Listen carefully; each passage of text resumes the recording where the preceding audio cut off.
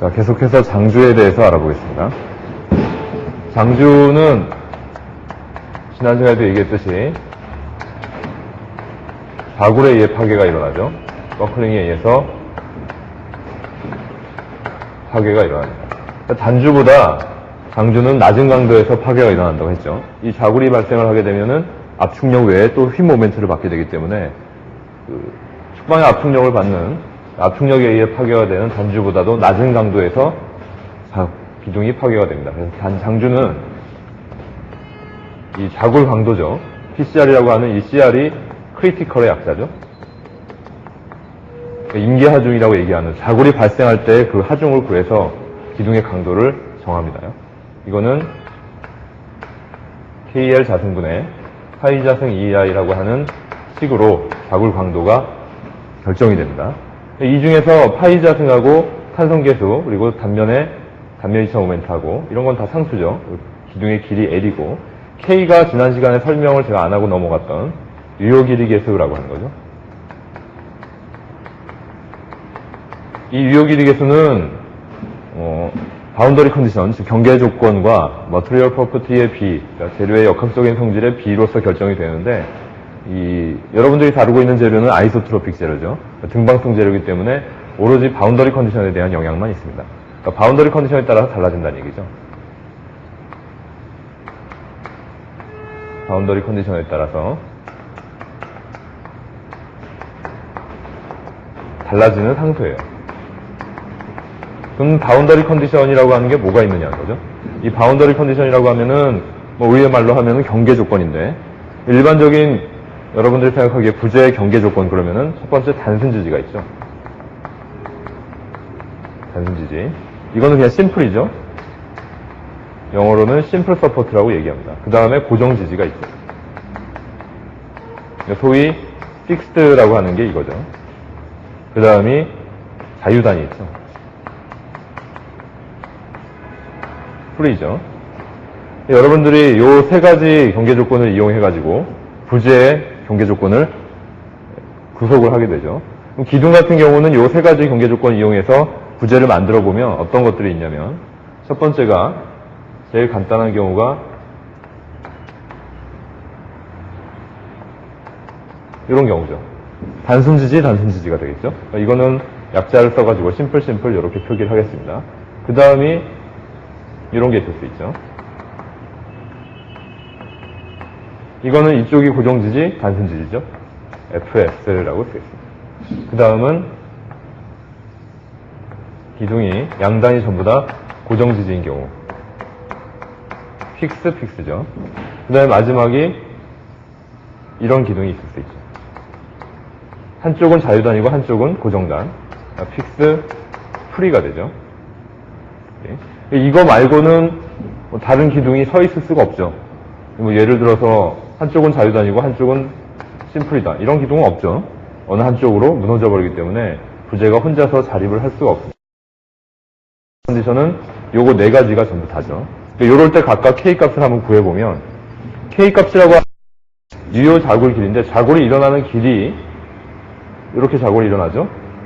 이 모양은 어떻게 자굴이 일어나죠? 여기는 처짐각이 있죠. 심플 단위니까 모멘트에 대해서 저항을 못하고 돌아가 버리니까 처짐각이 있죠. 여기는 처짐각이 없죠. 고정 단위이기 때문에 처짐각이 없습니다. 그러면 자굴이 일어나는 모양이 이런 모양이 된다는 거죠. 고정 같은 경우는 둘 다 처짐각이 없으니까 이런 모양이 돼야 되죠. 자굴이 발생을 하면. 그리고 이런 고정지지 자유단 같은 경우는 자굴이 발생하면 모양이 이런 모양이 나오죠. 그럼 이때 K값이 어떻게 변화하느냐는 얘기죠. 이때는 자골이 일어나는 길이가 이게 KL입니다. 이게 KL인데 전체 길이가 L이죠. 그럼 K가 1.0이 돼버리죠. 왜? 이게 그냥 L이니까. 그렇죠. 이게 L이란 얘기입니다. 그 다음에 여기 같은 경우는 여기 변곡점이 있죠. 변곡점이란 얘기는 뭐였냐면 모멘트의 부호가 변하는 점, 여기가 변곡점이죠. 인플렉션 포인트라고 그랬죠. 그 전까지가 자골 길이죠. 그 다음부터는 변하니까. 그럼 요 길이가 얼마 되겠느냐 하는 얘기죠. 이 길이가 KL인데 이게 0.7L이다 하는 거예요. 전체 길이의 70%밖에 안 된다는 얘기죠. 그럼 이때의 K 값은 0.7이 되는 거죠. 그 다음에 고정지지 같은 경우는 인플렉션 포인트가 여기 있고 여기 있죠. 약간 이렇게 변하는, 곡률이 변하는 곳이 인플렉션 포인트니까. 그럼 요 길이가 얼마냐? 이게 KL인데 이게 0.5L이라는 얘기죠. 그러니까 K가 0.5가 되죠. 마지막은 이거 가지고 모자르죠. 하나의 자골 길이가 나오려면 하나의 그 반사인 곡선, 햅사인 곡선이 나와야 되니까 이런 모양이 있어야 된다는 얘기죠. 이 전체 길이가 2L이죠. KL이 2.0L이라는 얘기죠. L이 하나 더 있어야 되니까. 그럼 이때는 K가 2.0이 되죠. 각 바운더리에 따라서 유효 자골 길이 계수가 이렇게 변하죠. 당연히 암기가 돼야 되는 식입니다. 이거는. 이걸 못 구하면 여러분들이 각 바운더리 컨디션에 따라서 기둥의 자골 강도를 구할 수가 없죠. 그래서 K가 1일 때, K가 1이 되면은 자골 강도가 얼마가 나와요? L자승분의 파이자승 2i가 나와버리죠. 이럴 때, 심플일 때 K가 1이니까 L자승분의 파이자승 2i. 이때 자골 강도를 우리가 따로 뭐라고 부르느냐? 오일러 자골 강도라고 부릅니다. 참고란에 보면 나와 있죠. 이 오일러란 사람이 처음으로 이걸 유도를 해가지고 이건 아예 고유명사가 됐어요. 그래서 심플인 경우가 오일러 자골하중이 L자승분의 파이자승 2i가 나오고, 이거 같은 경우는 분모에 0.7의 제곱이 들어가니까 자골 강도가 얼마가 나오냐면 L자승분의 2파이자승 2i 정도가 나오죠. 한쪽이 고정지지로 바뀌면 단순지지보다 고정지지가 구속 조건이 더 세죠. 그러니까 이런 부재를 자골을 일으키려면 당연히 이 강도보다는 강도가 더 높은 강도가 나와야지 자골을 일으킬 수 있다는 얘기죠. 그럼 이거 같은 경우는 이거보다 더 세죠. 물론 심플로 해서 한쪽 잡고 양쪽 다 잡은 게 이거죠. 그러면은 요거에 몇 배가 나오는지 보면은 이거 같은 경우는 4배가 나오죠. PCR은 L자승분의 4파이자승 2i가 나오고, 그 다음에 마지막 이 픽스프리 같은 경우는 여기에 경계 조건이 자유단위니까 지 맘대로 움직여요. 여기는 어디로 갈지 모르지만 경계 조건이 한쪽이 굉장히 약하죠. 그러니까 이게 자골이 일어나기가 제일 쉽고 제일 낮은 강도에서 자골이 발생을 한다는 거죠. 그래서 구해보면은 PCR이 4L자승분의 파이자승 2i죠. 그러니까 바운더리 컨디션이 어떻게 달라지냐에 따라서 각 기둥의 자골 강도가 성격하게 차이가 나죠. 자, 그 다음에 압축부재의 휨강성 2i라고 되는데, 이 압축부재의 휨강성을 구하는, 휨강성이라고 하면은 L분의 2i죠. 휨강성은 L을 빼고 보통 그냥 2i 이렇게도 얘기하는데 원래는 L이 들어갑니다. 그 다음에 축방향 강성 같은 경우는 L분의 2a죠. 트러스 같은 거, 트러스의 강성 L분의 2a로 따집니다. 그 다음에 전단 강성 L분의 GA죠. 전단 탄성 계수죠. 이 정도로만 알고 계시면 됩니다.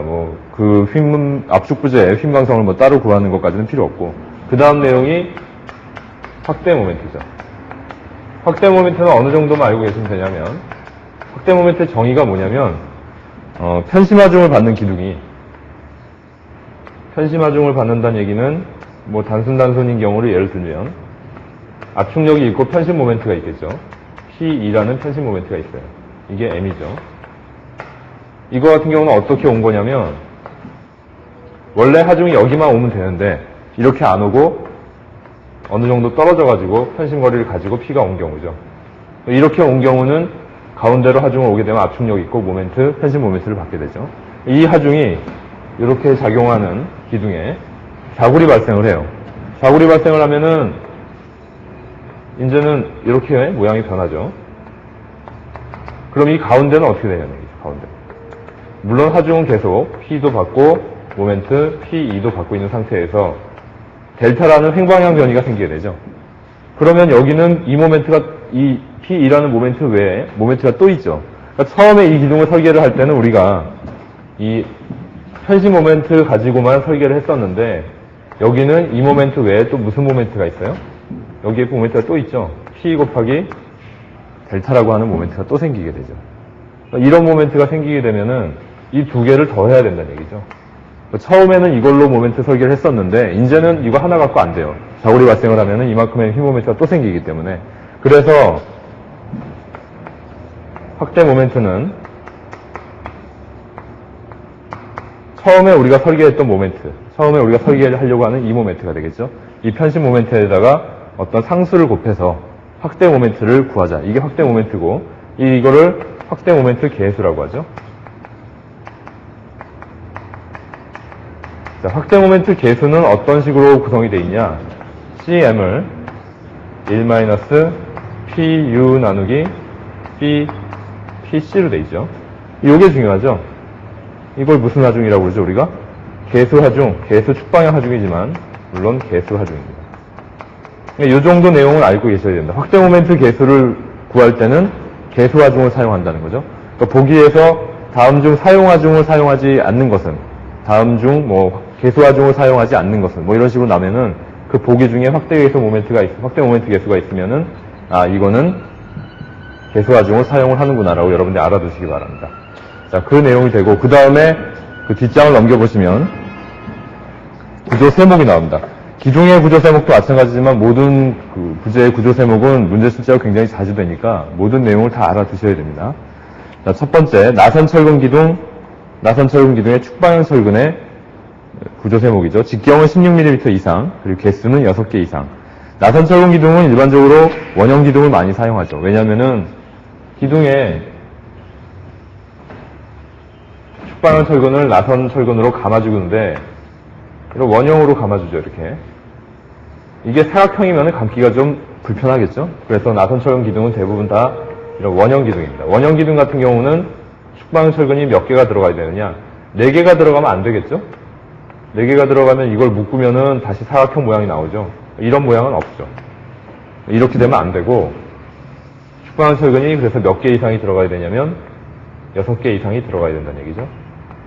6개가 들어가면 이제 나선 철근으로 감게 되면은 적어도 이런 원 모양이 나오니까 최소 축방향 철근의 개수가 6개 이상이 되는 거죠. 그 다음에 간격은 4cm 이상, 그리고 철근 직경의 1.5배 이상, 굵은 골재 최저 치수의 1.5배 이상. 보에서 철근의 지금 이 기둥에 대해서 요 간격을 얘기하고 있죠. 근데 보에서 수평 철근의 그 간격을 보게 되면은 철근 직경의 몇 분의 몇 이상이었죠?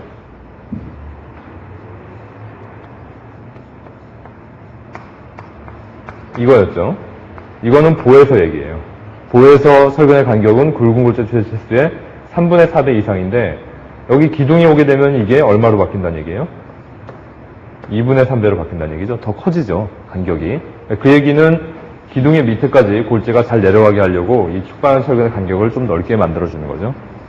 그 다음에 철근비는 1에서 8%. 이게 끝이고. 그 다음 나선 철근의 철근 구조 세목은 직경은 9mm 이상. 아까 축방향 철근의 직경이 16mm 이상이었는데 나선 철근의 직경은 9mm 이상을 사용한다는 얘기는 당연히 나선 철근이 축방향 철근보다 지름이 작은 걸 쓰게 되겠죠. 왜냐하면 얘가 터져나가면 이게 먼저 터져나간다 그랬으니까. 띠철근이나 나선 철근이 먼저 터져나가야 되죠. 그러니까 축방향 철근보다 나선 철근은 당연히 지름을 작은 걸 쓰게요. 간격은 2.5cm에서 7.5cm. 그리고 철근비. 나선 철근의 철근비는 요 식을 외워두시기 바랍니다. 자, 나선 철근의 철근비는 로스 오브 S는 어떻게 구성이 되냐면 나선 철근의 최적. 나선 철근의 최적을 신부의 최적으로 나누죠.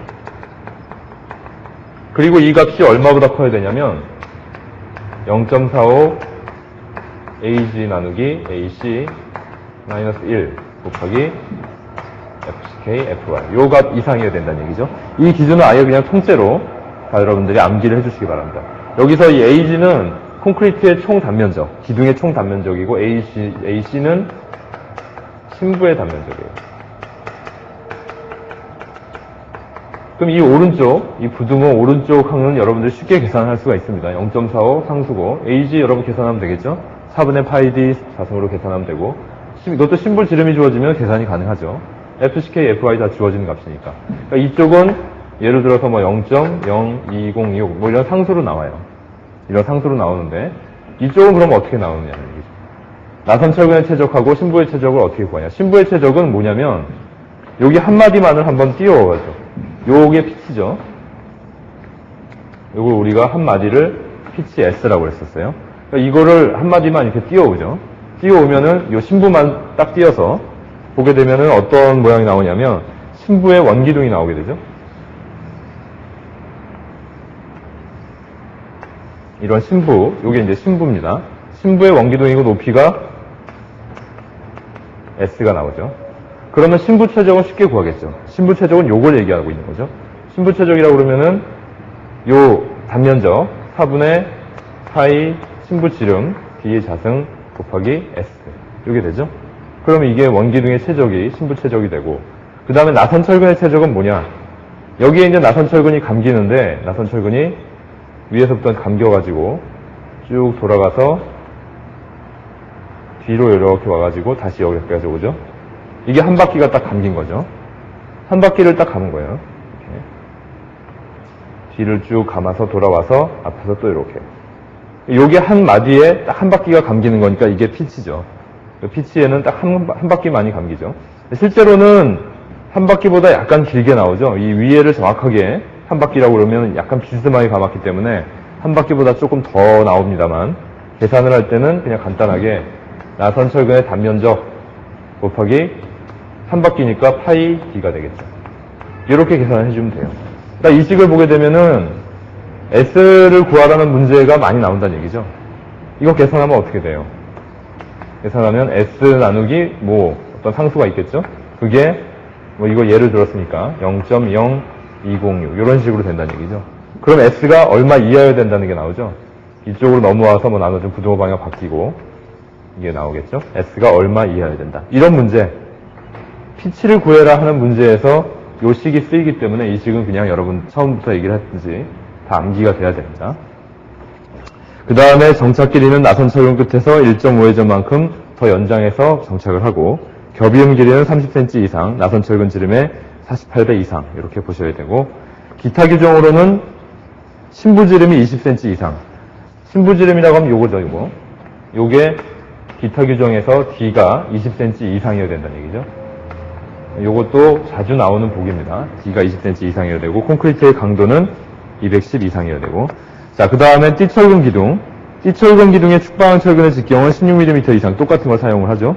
그 다음에 개수는 6개 이상. 아까 나선철근 기둥의 축방한 철근의 최소 개수가 6개 이상이었는데, 뭐 띠철근도 마찬가지입니다만 원형이면은 6개 이상이고 직사각형이면 몇 개만 있으면 돼요? 직사각형 기둥 같은 경우는 이렇게 4개만 있으면 띠철근으로 감싸는데 무리가 없죠. 이거는 전체 모양이 직사각형이기 때문에 안에 신부 모양도 직사각형이 되면 되죠. 그래서 직사각형인 경우는 4개 이상이 되죠. 자, 그 다음에 간격은 마찬가지로 나선철근 기둥의 축방철근 간격하고 똑같죠. 4cm 이상, 철근 직경의 1.5배 이상, 구름골조체 지수의 1.5배 이상. 철근비는 1%에서 8% 똑같은 걸 사용을 하죠. 자, 띠철근. 띠철근은 직경이 축방한 철근이 D32 이하일 때 D10 이상, 축방한 철근이 D32 이하일 때 D10 이상. 이거는 지금 띠철근의 직경이죠. 자, 그 다음이 뭐냐면 축방한 철근의 직경이 D35 이상일 때입니다. 여러분들 책에 오타가 있는데 이 35입니다. 축방한 철근의 간격이 D35 이상일 때는 D13 이상을 쓰죠. 그러니까 이 얘기는 축방한 철근이 두꺼워지면은 띠철근도 두꺼워지고, 그죠? 얘도 더 두꺼워지니까 띠철근의 직경은 더 두꺼워지죠. 그 다음에 간격. 간격도 물론 다 외우셔야 되죠. 첫 번째가 축방향 철근 지름의 16배 이하죠. 이거 계산이 가능하겠죠? 축방한 철근 지름이 주어지면 곱하기 16 하면은 간격이 하나가 나오죠. 그 다음에 띠철근 지름에 48배 이하. 요것도 간격이 또 하나가 나오죠. 띠철근 지름 곱하기 48 하면은 또 하나의 간격이 나옵니다. 그 다음에 세 번째가 부재의 최소 치수 이하. 이렇게 또 나오죠. 그럼 간격이 경도 3개가 나온다는 얘기죠. 이 중에서 미니멈으로 가죠. 이것도 계산하실 줄 알아야 됩니다. 축방한 철근 지름을 구해주면은 곱하기 16 하면 간격 하나 나오고, 띠철근 지름이 주면 48 곱해가지고 또 하나 간격 나오고, 그 다음에 단면의 최소 치수 이하. 이렇게 3개 중에서 최소값으로 간다는 얘기죠. 그 다음에 띠철근의 목적은 축방한 철근의 위치를 확보하고 축방한 철근을 횡방향으로 결속해서 자고를 방지시켜준다는 얘기가 있고, 그 다음에 기타 규정도 다 보시기 바랍니다. 기둥 단면의 최소 치수는 여기서는 신부 지름이 20cm 이상이었는데 원형 기둥에서는, 이 나선철근 기둥에서는, 띠철근 기둥에서는 부재의 최소 치수가 20cm 이상이면 되고 단면적이 A가 600제곱cm 이상이어야 된다는 얘기죠. 요 기준을 알아두시고, 그 다음에 철근비 제한을 1%에서 8%를 두는 이유까지도 알아두시기 바랍니다.